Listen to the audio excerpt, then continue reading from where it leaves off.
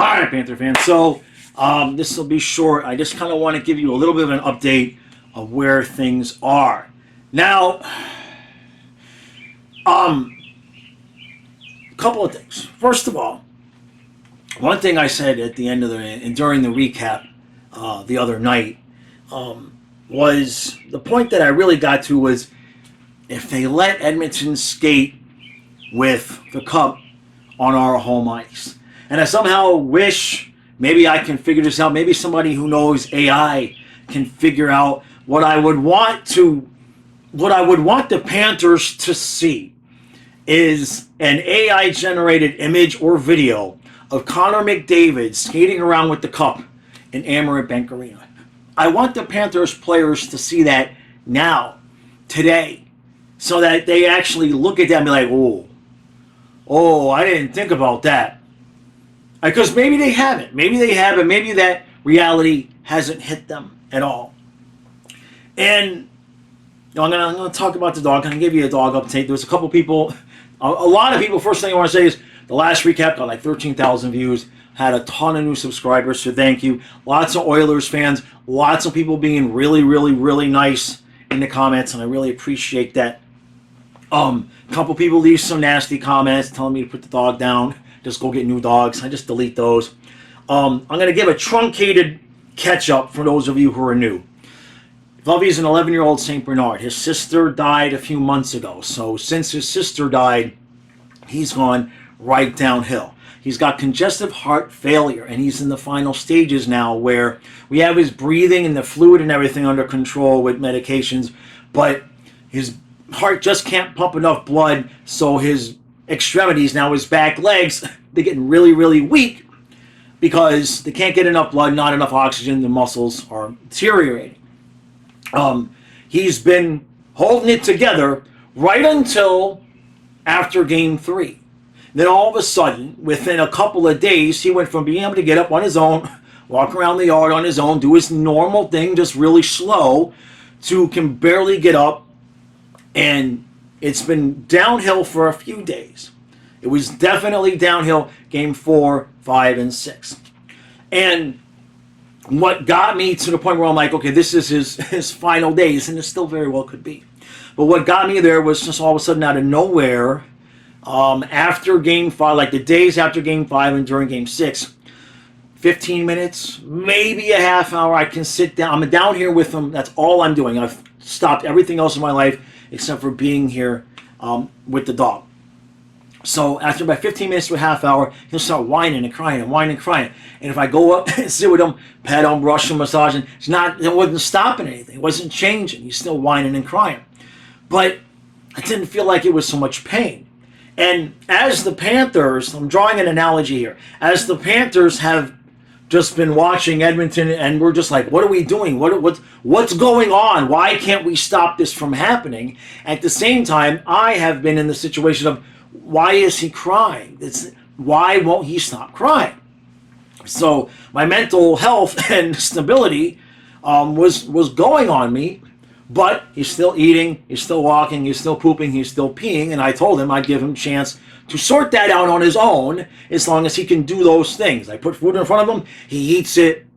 So what I've discovered from about the beginning of yesterday until today is that not only is he fighting all of this, but I have figured out why he's crying. And to some of you who are at a distance from this might kind of be like a dull moment, but what it is that he's at the point now where he can get up on his own and move, but his crying is him asking me to help him get up. So every 20 minutes he starts crying again. I get up out of the chair, I help pick him up, he walks over, he readjusts, get on his bed, off his bed, whatever it is, and he sits there and he's fine with no crying for another 20 minutes to a half hour, unless he falls asleep, and usually that's about 90 minutes. So for the last few days, I've just been sleeping like an hour here, 45 minutes here. A couple of times I've gotten 90 minutes. That's not an exaggeration. I don't know what I'm running on, because I know I don't look tired. But I've probably had about 5 hours sleep in the last 3 combined days. So the point here is that thing that I couldn't figure out what was going on, I have figured it out. I have it figured out. Can we send that energy to the Panthers? Are the Panthers going to have their own epiphany where they're watching film and they go, wait a minute, what if it's this? What if it's this? Now, of course, they can't test it out on the ice until Monday. And that's the last thing here is that, yeah, was I depressed? Was I despondent the other night? Sure, absolutely. You know what I mean? I had just gone through 2 straight days of the dog crying all day, can't figure it out, team is going to hell, and, you know, where I live, I can't just call a vet and he's here in a couple of hours. It's 2 days. Right? So every day I wake up and he's walking around. I'm like, well, I won't call him today, but it'll take 2 days basically for the vet to get here. So that's part of the stress. Now, all that said, we got Game 7 of the Stanley Cup Final on home ice. And circling back to what I said at the beginning of the video, if anybody can create that, I don't know if I have the technical ability. I haven't touched AI at all. But if somebody could create that the team won't pay attention to me. Like, even the tweets about the dog where everybody's like, hundreds of people are tagging the team and all that. Crickets. They don't even, they hate me so much they won't even engage with those posts. So I'm not going to be able to do that. I know there's some people that follow the team on Instagram and everything like that. Somehow we've got to get an image of Connor McDavid skating around with the cup at Amaranth Bank Arena in front of the faces of one of these players. Kachuk or Ekblad preferably, because those are the guys that probably have the biggest, worst reaction. I know that might sound like a pipe dream, but if somebody can create it, if anybody thinks that they have a way to at least get them on Instagram to see it or something. I'm not unaware how it sounds, but the point is that maybe they need that extra little kick in the ass. Maybe they need to not worry so much about losing the cup and should be focused on, we can't let this team win the cup on our home ice, right? I mean, at least last year when we lost, it was in Vegas. You see what I'm saying? You can't lose Game 7 at home, right? So hopefully, they get it figured out the way I got it figured out. Now, I'm going to end this video with a couple little videos I took of Fluffy this morning when we were outside. It's so hot, he only wants to be outside at night. So I've ended up outside from 10 to 12 and from 2 to 4. And he's just sitting there. And when he's outside, he's engaged. His brain is still there. It's just a matter of, you know, what day are the back legs finally going to give out. But for now, he did it again this morning. He can walk about 50 to 100 feet at a time. Then he plops. And then he collects himself and gets energy. And I'll help him up. And he walked another 50 to 100 feet, and he does his potty, and then it's time to come in. So he's still functioning, and as long as I'm helping him get up and move around, he's not crying. So that's where we are.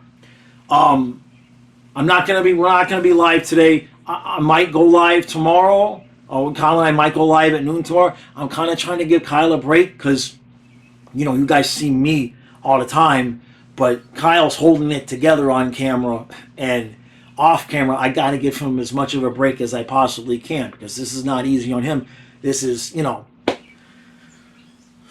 11. Kyle's, you know, Fluffy's been here since Kyle was a kid still. So, all right, I'll try to have something a little bit more hockey-centric out tomorrow. But I saw some people were worried in the comments about why we didn't go live, so I just wanted to give this update, let you know what's going on with Fluffy. And now I'll end it, like I said, with a couple little clips of what he was doing this morning. Context to what I'm about to show you. There is a dog that's a Chesapeake Bay Retriever. And the river's just a couple thousand yards from the house where I would always take Fluffy. And there's a dog that rides in the back of this guy's truck, and they go down to the river and back, and the whole time he's barking in the back of the truck. Like, you can hear the dog on the weekends from miles away. Like 5 minutes before the truck rolls by, you hear bark, bark, bark. And Fluffy's like, I know he's coming. So he always barks at him when he goes to the river and barks at him on his way back. So I caught that on camera today, so that's what you're about to see. So here we go. The dog that's in the back of the truck is coming down the road. You know, he's probably not going to get up and bark at him, but he'll sit here and bark at him. It's, you can hear the dog coming from 2 miles away. You're a good boy. And this is the hard part. This is why I have not made the decision to put him down yet. He just can't walk anymore. There we go. Good boy. Give him what for, Fluffy. Tell him to go enjoy your river. Huh? The official passing of the torch from one river dog to the next. Good boy. There he goes. There he goes. Yep. Good boy.